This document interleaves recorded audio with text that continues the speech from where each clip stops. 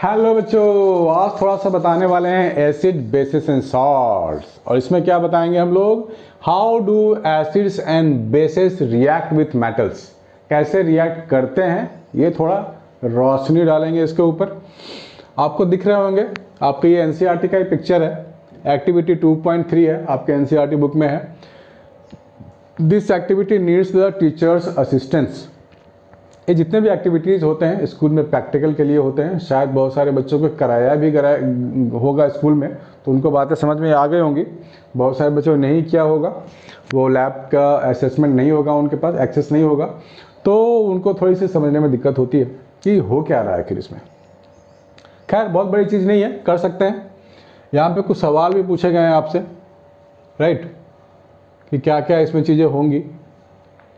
तो बेसिकली यहाँ पर पूछा गया है कि set the apparatus shown in the figure. पहले इस अपैरेटस को आप समझो, ये स्टैंड आपने लैब में देखा होगा, देख रहे हो यहाँ के स्टैंड की तरह लगाया गया है, उसके ऊपर एक पाइप है, ये है ना। ये स्टैंड भारी होता है, इसको हिलाओगे तो जल्दी हिलता नहीं है, क्योंकि इसके साथ एक टाइटनर होता है। यहाँ पे हम लोगों ने इस टेस्ट ट्यूब को लटका दिया है ना, टेस्ट ट्यूब को लटका दिया। इसमें क्या क्या चीज़ें डाल दी हैं, dilute sulphuric acid, dilute sulphuric acid इसमें डाल दिया हमने, और जिंक ग्रैन्यूल्स है, इसमें टुकड़े हैं, छोटे छोटे जिंक के टुकड़ों को इसके अंदर डाल दिया गया है, और एक पाइप से ऐसे ऐसे इसको बना दिया गया है।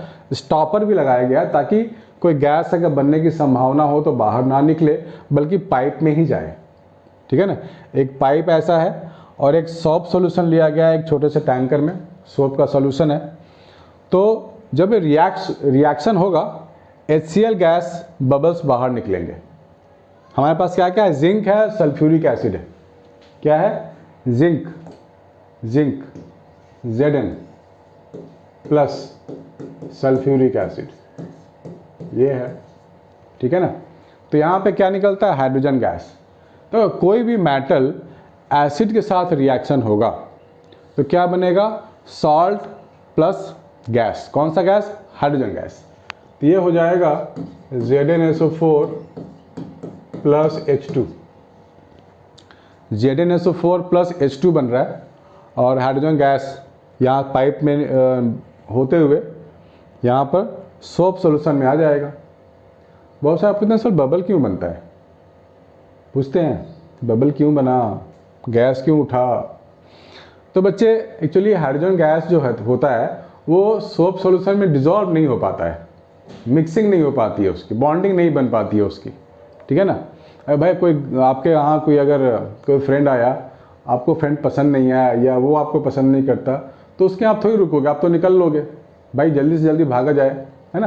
कोई गेस्ट आपके यहाँ आ गए, लेकिन शायद आपको गेस्ट पसंद ना हो, या गेस्ट को आप पसंद नहीं आए, तो क्या होगा, वो जल्दी जल्दी भागना चाहेगा, निकलना चाहेगा। बिल्कुल वही बात यहाँ भी है कि हाइड्रोजन गैस यहाँ आ तो गया है पाइप के जरिए, लेकिन इसकी बॉन्डिंग अच्छी नहीं बनती सोप सोल्यूशन के साथ। बॉन्डिंग बनती तो रह जाता ना भाई, सोप सोल्यूशन और H2 में बॉन्डिंग बनती, कुछ दोस्ती होती, तो वहीं रुक जाता, वो ट्रैप हो जाता।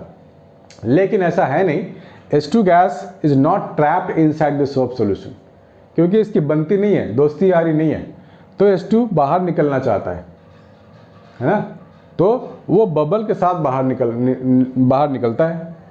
अब H2 गैस क्या होता है ना, इन्फ्लेमेबल की तरह है वो। जैसे आप यहाँ आग लगाओगे तो बबल फूटता है, विद सम पॉप साउंड फूट जाता है वो। तो ये प्रॉपर्टी है किसकी, हाइड्रोजन गैस की। हाइड्रोजन गैस अगर आपके पास है, आग लगा दो, पॉप करके फूटता है वो। तो ये इसकी बिहेवियर है जो हम लोग काम में लाते हैं। तो हम लोगों ने देखा कि मेटल के साथ एसिड का रिएक्शन होगा तो हाइड्रोजन गैस निकलता है या नहीं निकलता है, इसका टेस्टिंग है ये। तो पॉप साउंड अगर आ गया, दैट मीन्स ओ मेटल अगर रिएक्ट करे एसिड के साथ, दैट मीन्स हाइड्रोजन गैस तो निकलता है, ठीक है ना। तो इसी गैस की टेस्टिंग के लिए ये सेटअप बनाया गया है, ठीक है। Why are bubbles formed in the soap solution, क्योंकि वो सॉल्युबल नहीं है, तो बाहर निकलना चाहता है, तो बबल्स के फॉर्म में बाहर निकलता है। Take a burning candle near the gas filled bubble, what do you observe, तो we observe small explosion, pop sound, ठीक है ना।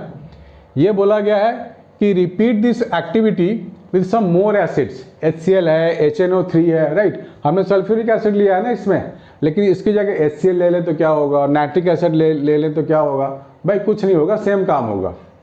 हाइड्रोजन गैस तो सब में निकलता है। हाँ, एसिटिक एसिड थोड़ा वीक एसिड है, इसका जो हाइड्रोजन गैस निकलेगा बहुत ही कम निकलेगा, है ना। वो हम साउंड से पता कर लेते हैं कितनी देर तक हमारे को पॉप साउंड मिलता है। अगर हम स्ट्रॉन्ग एसिड लेंगे, ज़्यादा H+ आयन होगा, ज़्यादा यहाँ से हमारे को H2 गैस निकलेगा, तो ज़्यादा आपको टाइम तक पॉप साउंड सुनाई देने वाला है। लेकिन जो वीक एसिड होगा उसका पॉप साउंड बहुत ही कम होगा और कम ड्यूरेशन के लिए होगा। ये हम लोग पता कर सकते हैं, ठीक है ना। ये तरीके हैं इसके लिए।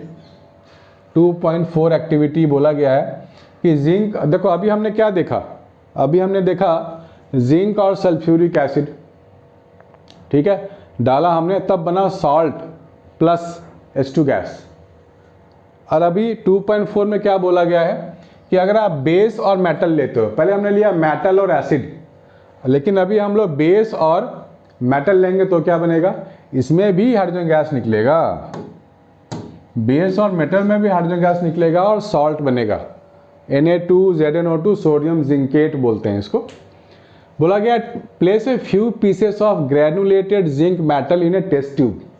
ग्रेनुलेटेड मतलब छोटे छोटे टुकड़े, टेस्ट ट्यूब में आपने डाल दिया, उसमें क्या किया, 2 ml of sodium hydroxide solution आपने डाल दिया, warm the contents of the test tube, थोड़ा सा हीट करो, repeat the test of the steps as an activity 2.3 and record your observation, है ना, बिल्कुल 2.3 की तरह है। आप इसको ऑब्जर्वेशन को रिकॉर्ड करो, आपको क्या मिलेगा, आपको फिर से हाइड्रोजन गैस मिलेगा।